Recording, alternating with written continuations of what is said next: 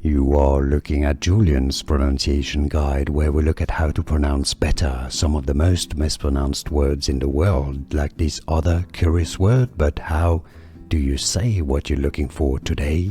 Let's learn how to pronounce this very confusing word from computer science as the Americans would say it, and clarify the pronunciation. You're going to have two slightly different pronunciations in English, British English and American English. By the way, if you want to learn more vocabulary from IT, stay tuned, I've got more videos for you.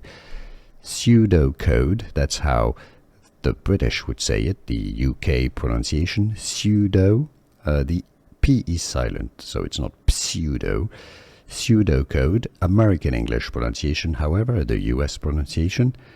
Pseudocode, step-by-step description of an algorithm in code-like structure.